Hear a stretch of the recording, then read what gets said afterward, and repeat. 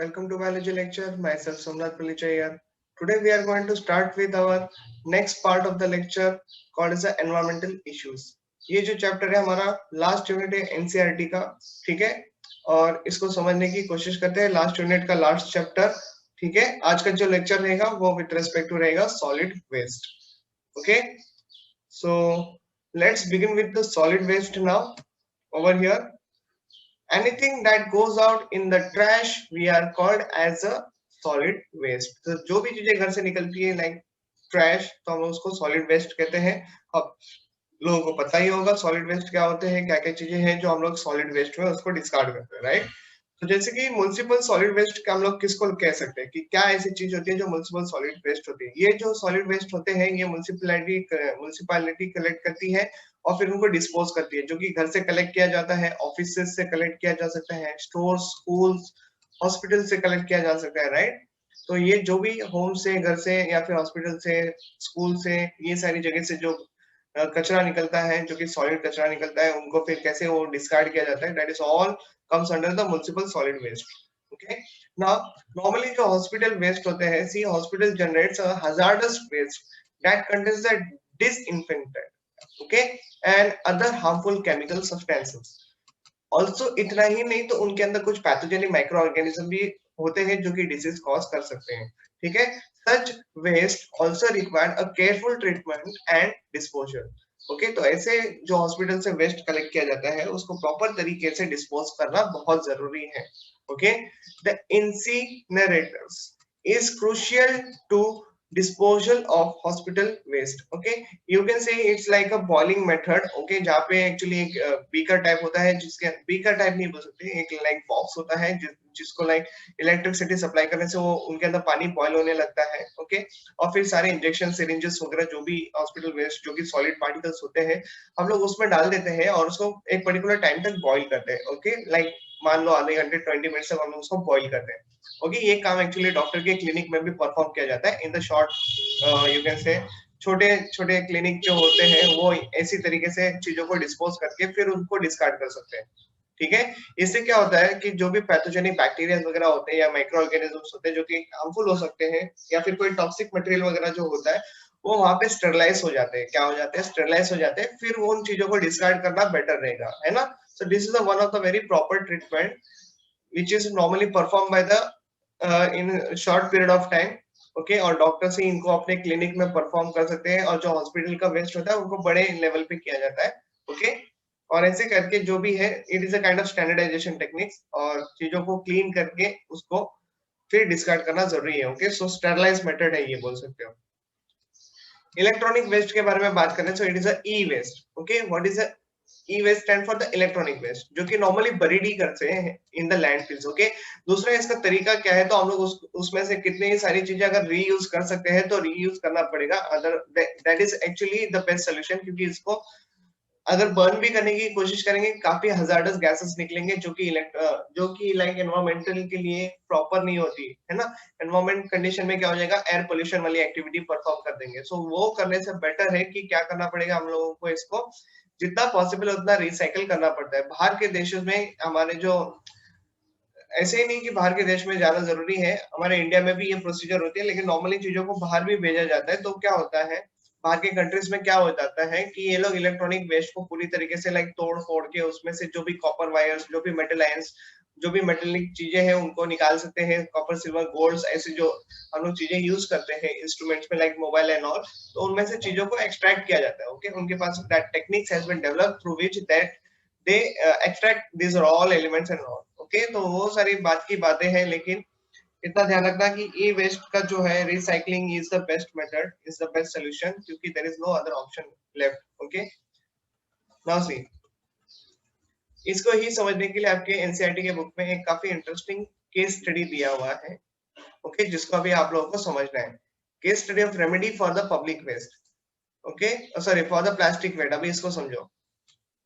Now Ahmad Khan नाम का एक बंदा था जिसकी उम्र थी 57 years old. Okay, he was producing a plastic sacks. क्या बनाता था ये? प्लास्टिक की थैली बनाता था, कम से कम 20 साल से. ओके, नाउ 8 साल हो चुके हैं. Now see, about 8 years ago he realized that plastic waste was a real problem for the society. So अभी क्या करना पड़ेगा for the society, for the environment. It is a kind of a real problem, right. Plastic जो है वो easily decompose ही नहीं होते, वो सालों साल वैसे ही पड़े रहते हैं. ठीक है.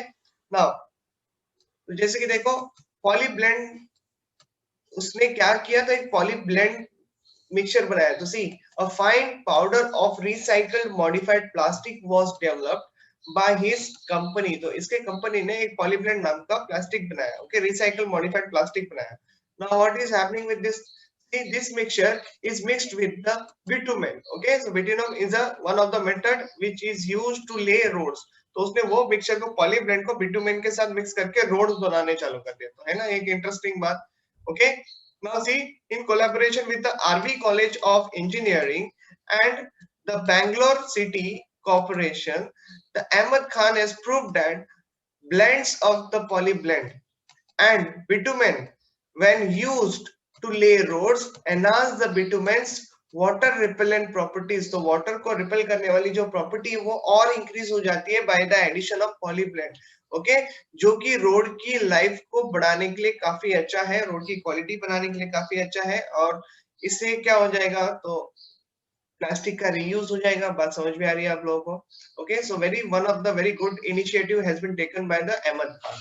Okay, now using Ahmed Khan's technique by the year of 2002, more than 40 kilometers of the roads has been developed already in the Bangalore. Okay, already has been developed in case of the Bangalore city. तो ये देखो कितना interesting बात है यहाँ पे. इतना ही नहीं, खाली बनाया ही नहीं है, तो उसने लाइक रोड्स भी कंस्ट्रक्ट करके दिखा दिए हैं, है ना, जो कि 40 किलोमीटर तक ऑलरेडी बन चुके हैं in the Bangalore city.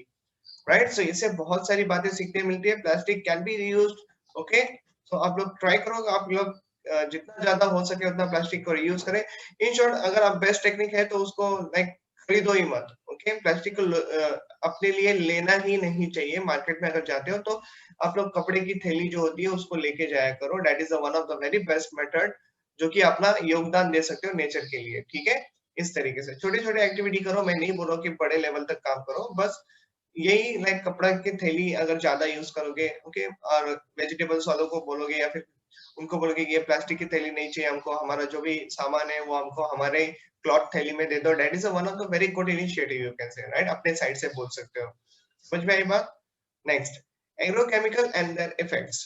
So let's try to understand this. Normally agrochemical जो एक्टिविटी होती है ये तो सबको समझ में आता है. क्यों पता है? क्योंकि हम लोग इसमें यूज करते हैं pesticide, herbicide, fungicides and all many many चीजेस, many like substances are available in the market, जिनके वजह से हम लोग क्या करते हैं, इसको कंटिन्यूअसली स्प्रे करते रहते हैं हमारे क्रॉप प्रोडक्शन के ऊपर. क्यों? ताकि हम लोग बैक्टीरिया, माइक्रो ऑर्गेनिज्म जो भी हमारे क्रॉप प्लांट को इन्फेक्ट करते हैं उनको किल कर सके, है ना. नॉर्मली इनका फंक्शन यही होता है. लेकिन हमारा टारगेट होता है इंसेक्ट्स एंड ऑल, लेकिन इसके साथ साथ ही हम लोग प्लांट, आजकल के तो लाइक हर्बिसाइड, पेस्टिसाइड वगैरह जो रहते हैं वो और डेंजरस हो गए हैं, है ना. तो वो हमारे टारगेट ऑर्गेनिज्म को मारते भी है, लेकिन टारगेट वीडिसाइड्स होते हैं जो कि वीड्स को मारने के लिए होते हैं. लेकिन ऐसा पॉसिबल है कि हमारे क्रॉप प्लांट भी मर जाते हैं. लेकिन इतना ही नहीं, तो जो इंपॉर्टेंट बैक्टीरिया होते हैं, जो इंपॉर्टेंट माइक्रो ऑर्गेनिज्म होते हैं, जो कि सॉइल की फर्टिलिटी बनाने के लिए इंपॉर्टेंट होते हैं, वो भी मर जाते हैं. तो इसके वजह से तो पापा दिक्कत आएगी ना.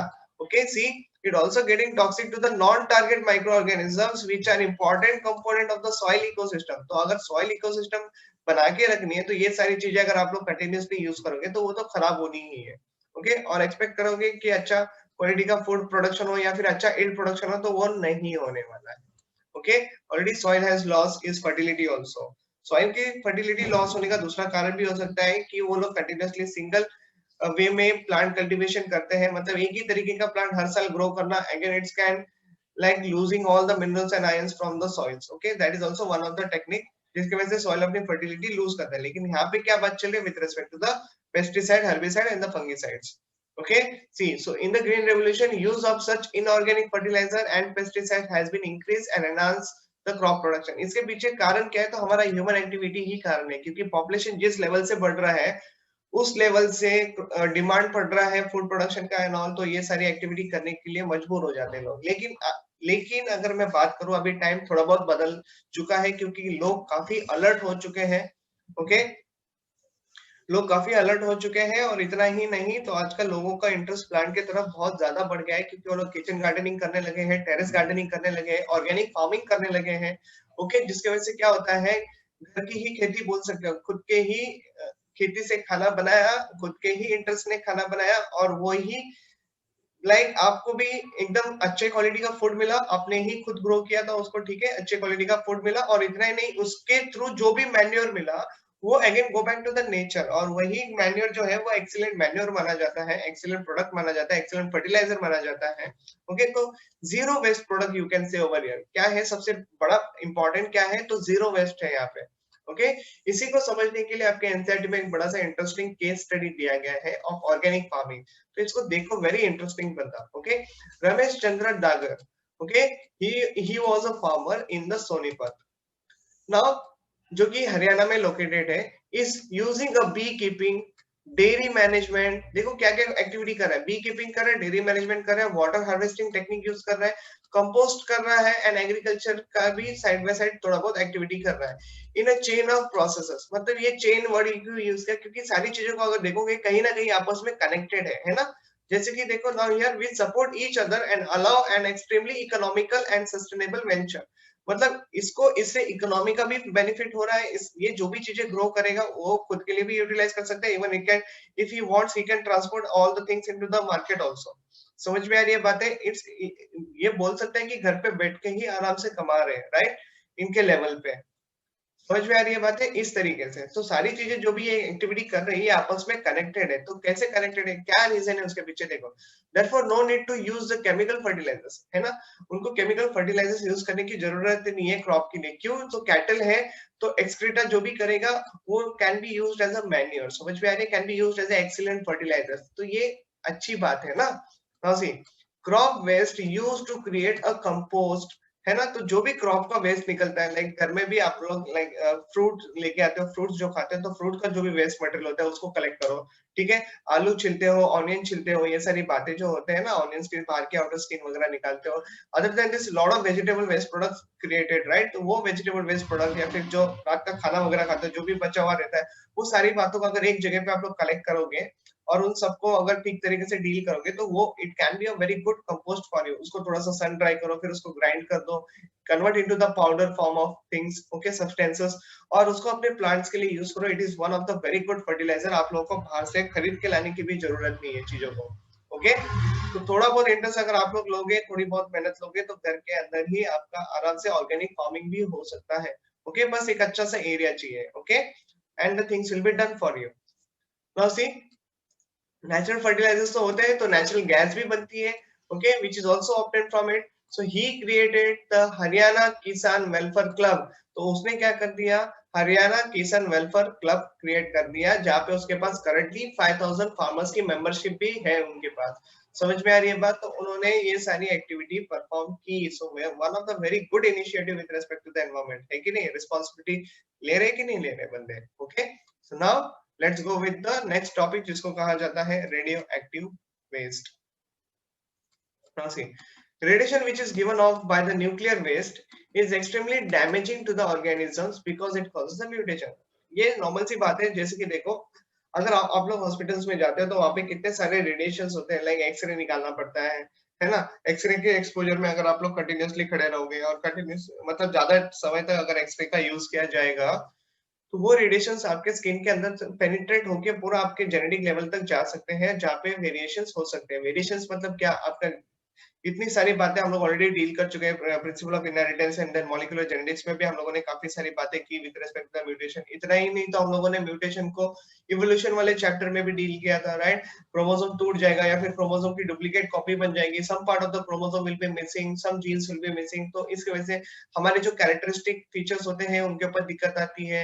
Okay, some disorders will be created. So it can be see, अगर ज्यादा समय तक अगर आप लोग एक्सपोजर हो रहे हैं with respect to the such race mutations होने के चांसेस रहते हैं। It can be lethal also, okay, can cause to death also, और डिसऑर्डर्स हो सकते हैं, कैंसर नाम की बीमारी हो सकती है। Okay, so that is dangerous part you can से।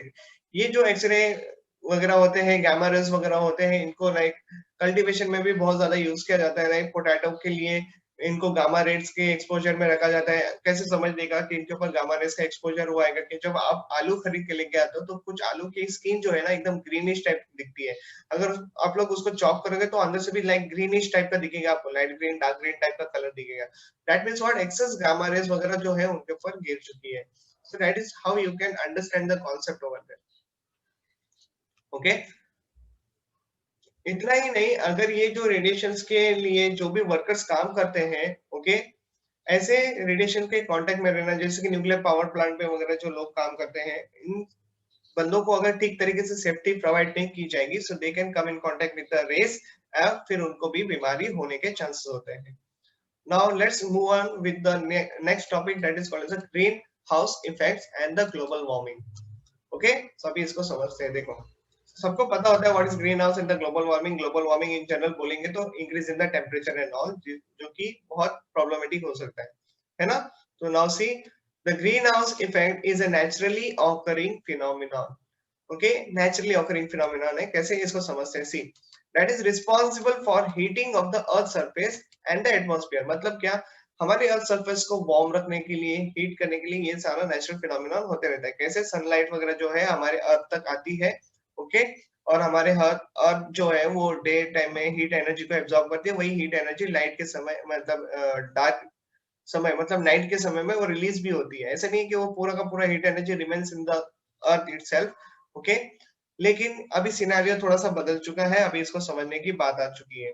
देखो, without greenhouse effect, the average temperature at surface of the earth would be like very cold, that is minus 18 degree centigrade होता है, rather than the average present average as 15 degree centigrade. समझ में आ रही है बात? अगर ग्रीन हाउस इफेक्ट नहीं होता तो हमारे अर्थ का temperature like minus 18 degree centigrade तक होता है, इतना चिलिंग होता।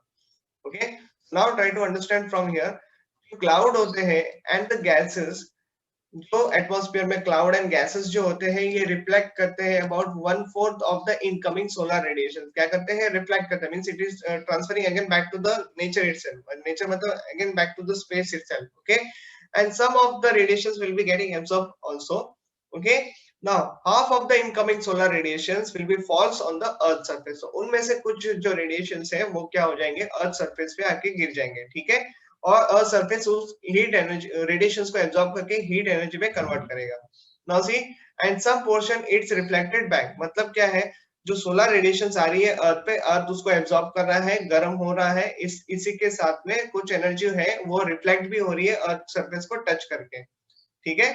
Now see, Earth surface re-emits heat in the form of infrared radiations। तो ये यहाँ पे क्वेश्चंस बनते हैं।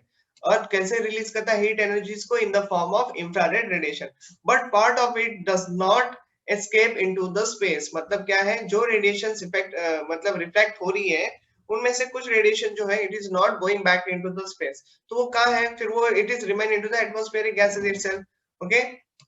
एज एटमॉस्फेरिक गैसेस तो उन्हीं में रह जाते हैं, जैसे कि कार्बन डाइऑक्साइड एंड मीथेन के फॉर्मेशन में, ओके, जो कि एब्जॉर्ब करते हैं major fractions of the heat. तो आधे से ज्यादा जो रेडिएशन जो एमिट हो रही है, इंफ्रारेड रेडिएशन रिलीज हो रही है इन द एटमॉस्फेयर, वो एब्जॉर्ब की जाती है by the carbon dioxide and the methane gases, okay. इनको majority of the green house gases माना जाता है, ओके, इंपॉर्टेंट गैसेस माने जाते हैं ग्रीन हाउस के। ये एब्जॉर्ब कर लेते हैं, ठीक है, जिसके वजह से क्या होता है, एटमॉस्फेयर में ही अभी हीट एनर्जी है, जिनकी वजह से थोड़ा सा टेम्परेचर बढ़ जाता है। सी, molecule of these gases radiates the heat energy, समझ में आ रही है बात, and a major part of which again come back to the earth surface। मतलब जो एब्जॉर्ब कर रहे हैं हीट एनर्जी को, वो रिलीज भी कर रहे हैं, और वो heat energy again it will come back to the earth surface. मतलब क्या है, साइकिल रिपीट हो रहा है ना? अभी गैसेस तक ही है सारा हीट एनर्जी, वो फिर से रिलीज करेंगे, अर्थ पे आ जाएगा, फिर अर्थ एब्जॉर्ब करेगा, फिर उसको रिफ्लेक्ट करेगा, ये सारी एक्टिविटी बढ़ते रहेगी, और इसके बाद heating will be taking up once again, है ना? नाउ अगर यही एक्टिविटी इंक्रीज होती रही, increase in the level of green house gases has led to the considerably heating of the earth, leading to the global warming. अगर green house gases का concentration इसी तरीके से बढ़ता रहा, तो हमारा जो हीट एनर्जी है अर्थ के एटमॉस्फेयर में ही रह जाएगा, जिसके वजह से बहुत ज्यादा टेम्परेचर बढ़ने के चांसेस है। अगर टेम्परेचर बढ़ेगा तो पापा पोलर रीजन जो होते हैं, जहाँ पे आइसबर्ग्स एंड ऑल ये होते हैं, वो मेल्ट होना चालू करेंगे। इफ दे स्टार्टेड मेल्टिंग, तो वाटर का लेवल जो है वो बढ़ने लगेगा, जिसके कारण many problems can arise, okay, है ना? इकोसिस्टम जो है वो डिस्टर्ब होने के चांसेस बढ़ जाएंगे। Okay, so during the past century, the temperature of the earth has been increased by 0 degree centigrade in the last 3 decades. Okay, तो ये भी आपको ध्यान में रखने वाली बात है. समझ में आई बात? So let's see the some important diagrams which are given in your NCERT textbook. जैसे कि इसका एक सेकंड रुकना, zooming कम कर देता हूँ.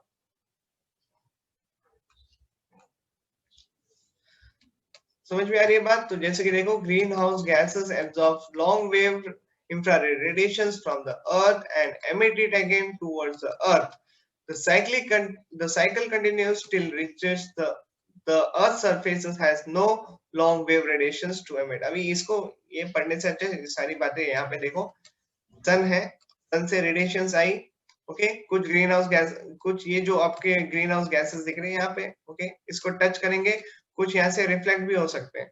Okay, can go back to that space itself, और जो सीधा रेडिएशन आएगी वो सीधा अर्थ पे आ जाएगी. तो अर्थ क्या हो जाएगा? अर्थ एनर्जी को एब्जॉर्ब करेगा, फिर उसको some energy will be reflect in the form of heat also. तो अभी ये जो हीट एनर्जी रिलीज हो रही है इंफ्रारेड फॉर्मेशन में, वो will be getting absorb by the, you can से, दिस ग्रीन हाउस गैसेस. अब ये ग्रीन हाउस गैस क्या करेंगे? उसको फिर से अर्थ के ऊपर भेजेंगे, और फिर से अर्थ जो है वो हीट होने लगेगी. अब हीट होने लगेगी तो फिर से कुछ अमाउंट फिर से रिफ्लेक्ट होगा, तो यही सिलसिला चलता रहेगा इधर. समझ में आ रही है? तो यहाँ पे साइकिल इज गेटिंग रिपीटेड. तो जितना ज्यादा आप लोग ग्रीन हाउस गैसेस को ऐड करते रहेंगे, उतना ज्यादा ये प्रॉब्लम होते जाएगा, और अर्थ का जो टेम्परेचर है वो बढ़ते जाएगा. Okay, so this is what the green house effect. Understood? ये जो ग्रीन हाउस इफेक्ट है वो नॉर्मली हम लोग यूज करते हैं in the horticulture institute to grow the plants. Okay, organic farming वगैरह जो करना होता है वो हम लोग ग्रीन हाउस में, जो कल्टीवेशन वगैरह प्रोसेस होती है उसके लिए like one of the very good method you can से ग्रीन हाउस. वो क्या करता है ग्रीन हाउस? हम लोग वहां पे ग्रीन हाउस के जो इंपॉर्टेंट गैसेस होते हैं वो अंदर ही रह जाते हैं ग्रीन हाउस के, और ग्रीन हाउस के अंदर ही सारा साइकिल रिपीट होने के कारण वो, अगर आप लोग ग्रीन हाउस विजिट करेंगे तो आप लोगों को पता चल गया होगा कि वो अंदर से गर्म होता है ना, अंदर टेम्परेचर ज्यादा होता है as compare to the normal outside temperature. Okay, तो विजिट करो, आप लोगों को समझ में आ जाएगा. वो क्यों होता है? क्योंकि प्लांट के लिए that atmosphere is like consider as a very good atmosphere. Okay, कुछ क्रॉप प्लांट्स होते हैं जिनके लिए काफी अच्छी बातें होती है, लाइक टमाटर वगैरह जो वहां पे ग्रो करवाया जाता है वो काफी अच्छे क्वालिटी के भी होते हैं. ठीक है, next. These are the graph given in your NCERT textbook. अभी इसको देखो ठीक तरीके से. तो ये आपको पूरा see relative contribution of the various green house gases to the total global warming. तो ये देखो 60% जो है वो कार्बन डाइऑक्साइड है, सबसे ज्यादा अमाउंट में which gas are present, carbon dioxide, और दूसरा जो है वो मीथेन है, दैट इज अ 20%. ये दोनों को बहुत इंपॉर्टेंट माना गया है. ओके, रिस्पॉन्सिबल माना गया है for the green house effect. Now सबसे कम जो है वो नाइट्रोजन है, नाइट्रोजन ऑक्साइड. तो यहाँ पे देखो 6% है, और CFC chlorofluorocarbon this is only 14%. समझ में आ रही है बात? तो ये जो पाई डायग्राम है, this is again one of the very important diagram. Ignore बिल्कुल नहीं करना है, सारे डायग्राम्स को गो थ्रू करते रहना आपके लिए जरूरी है. एनसीईआरटी के डायग्राम्स आपके लिए बोनस होते हैं, जैसे कि मैंने आप लोगों को पहले भी कहा था. ओके, सो ये जो पार्ट है इससे क्या सीखने मिलता है कि आपको ऑर्गेनिक फार्मिंग की तरफ लाइक आपका डायरेक्शन लेके जाना चाहिए, प्लांट्स को इंपॉर्टेंट देना चाहिए, जितने भी पॉसिबिलिटी वेज है आप लोगों को पूरा वो करना है आपके साइड से. जैसे कि प्लास्टिक का यूज कम करें. ओके, मार्केट में जा रहे हो तो क्लॉथ की थैली वगैरह लेके जाओ, ये सारी एक्टिविटी परफॉर्म करो, थोड़ी बहुत रिस्पॉन्सिबिलिटी अपनी समझो with respect to the environment. Okay, this is what the NCERT want to say over here. Okay, इसके अलावा जो टॉपिक्स थे नीट के पॉइंट ऑफ व्यू से इंपॉर्टेंट थे, जो मैंने ऑलरेडी यहाँ से कवर किए हैं. Now your job is that to just go through the chapter from your NCERT textbook line to line. Okay, मिलेंगे आपको नेक्स्ट लेक्चर से, तब तक के लिए टेक केयर.